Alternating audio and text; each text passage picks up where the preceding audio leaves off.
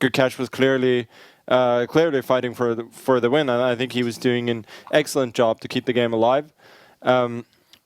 But it all happened very, very suddenly, and that I think is what he explained later as well, that he was a little bit on autopilot, expecting it to go to tie breaks, and all of a sudden you get this chance, and it's all over. Yeah, and let's complete the incredible pundit trio with Levy, Rosman, Gotham Chess, and Grandmaster Hikaru Nakamura. You guys, I'll start with you, Hikaru. How are you today after watching the drama in Singapore? Yeah, I think today was one of the stranger games, certainly, because it was a game that felt very slow and boring. I think for at least the first 2 hours, we were all expecting the game to end in a draw, and then suddenly Ding played this A4 move, and after he played this, he was definitely worse. It still should have been a draw, but I always actually felt there was a decent chance that Gukesh was going to win the game. So it came as a surprise to see how suddenly it ended, but I felt that around the time that we saw this King F6, King E5 maneuver towards the end, with Ding getting so low on time, it didn't shock me perhaps as much as it shocked some other people who were watching the game. And I will just add that for me, jaw was on the floor. I also mentally had completely prepared myself for a tiebreak tomorrow, and I saw that Gukesh was putting some pressure. A bunch of Ding's decisions in the game were confusing me, but it's been 2 weeks of that, so I was just sort of ready for the game to end in a draw. I sort of feel for Ding, and like a lot of commiserations, and he's been very open with his struggles over the past year and even throughout this match, and it's been a very exciting match, Kaya. But I know that India is ready to explode, and they will. And I mean, you saw the reception for Ding for Gukesh rather after the victory, super special. But yeah, like I can't help but feel like something is missing. You know what I mean? Okay, something missing, and yeah, Magnus. One thing is the way it happened on the board with a big blunder by Ding in the end there, but that we now have the youngest world champion in history. That history was made today. What's your reaction to that? I mean, first of all, it's an incredible achievement.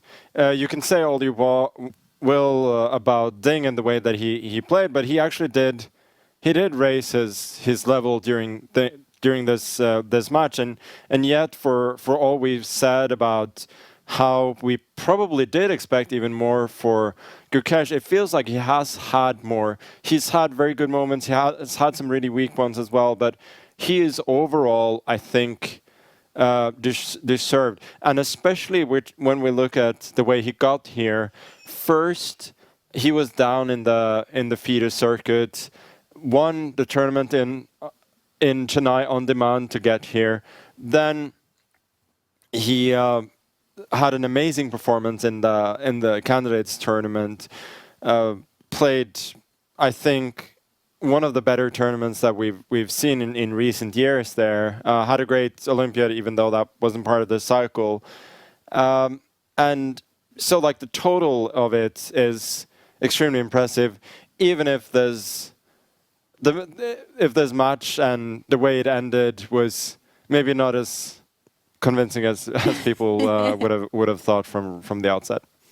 Yeah, I mean, Gukesh, he takes what he gets, right, guys? Like he had a position with Black today. He had a nice opening idea, and he was just playing chess. That's his only job, and it's true. He was way down in the FIDE circuit, like Magnus said. He had to win in Chennai, and it was a stacked field, and he did that. He won the candidates, and that was one of the craziest final rounds ever.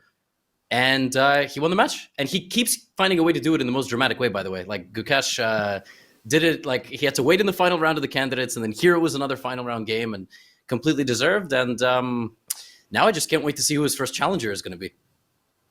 Yeah, I mean, I think also to jump in there as well, I think, when you look at it, you look at the FIDE circuit, he was down, but also in the candidates, it's easy to forget how he got off to a pretty good start, and then he had this horrific loss to Ali Reza when they got in this massive time scramble, and to keep it together and then win that critical game against Abasov and then Ali Reza at the very end of the candidates. Of course, I played and drew him in the final game.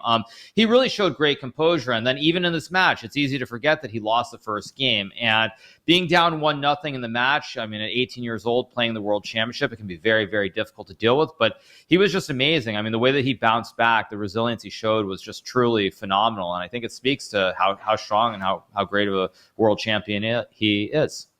Already, right? And let's hear from Gukesh what he said at the press conference after becoming the world champion. Actually, when he played rook f2, I didn't realize that.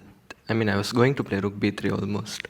But then I saw that this bishop is actually getting trapped, and after king e1, I have king e5 in the pawn ending, which is just winning. I mean, when I realized that, it probably the best moment of my life. My whole strategy for this match was to push as much as possible in every single game with both colors. And I mean, it wasn't working till the last moment, but it just takes one game for the strategy to pay off. So I was confident about my strategy, my approach, and yeah, I mean, at the very least, I was tiring him out. Yeah, so it was good that way, and since I won, yeah, I could say it was a good strategy. Obviously, becoming the world champion doesn't mean that I'm the best player in the world. Obviously, there's Magnus. So it's also a motivating factor that there is someone at a very, very high level, and something that will keep me doing the right things, working hard, and trying to reach the level of greatness that Magnus has achieved. And how lucky we are to have Magnus Carlsen, world #1 here in the studio. Do you think Gukesh has potential to be one of the great in history?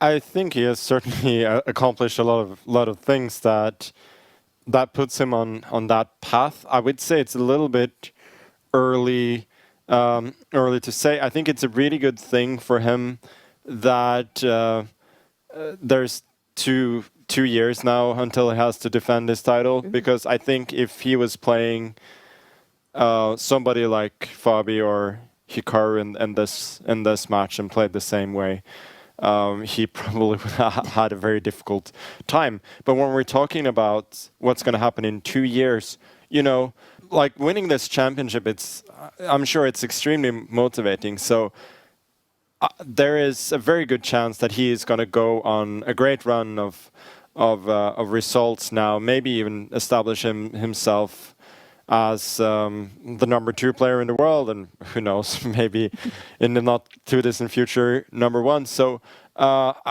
yeah, that whole thing I think will be extremely interesting to see. Hikaru, do you think in the near future or far future, Gukesh will overtake Magnus also on the rankings? Well, I mean, I think first things first. Much like myself, Magnus is not super young anymore, so we're still not old, I would say. But for me, when I look at Gukesh, the fact is he's 18 years old, and it's really hard to believe that he's peaked at this point in time. It is possible, of course, hard to judge, but I think certainly.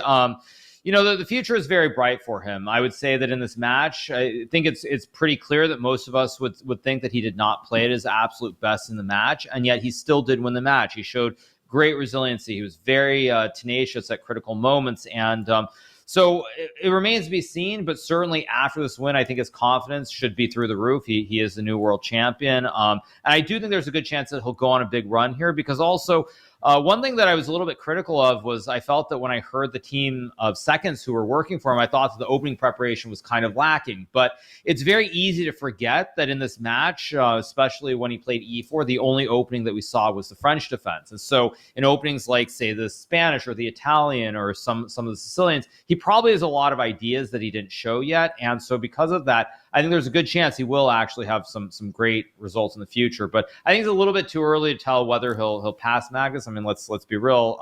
Magnus is the greatest player, at least by ELO, in the history of the game, and I don't think that's by accident. But of course, if Gukesh keeps doing what he's been doing, we'll see. And I did lose ELO during this tournament, though. Yeah, he did. He lost 7 rating points. True.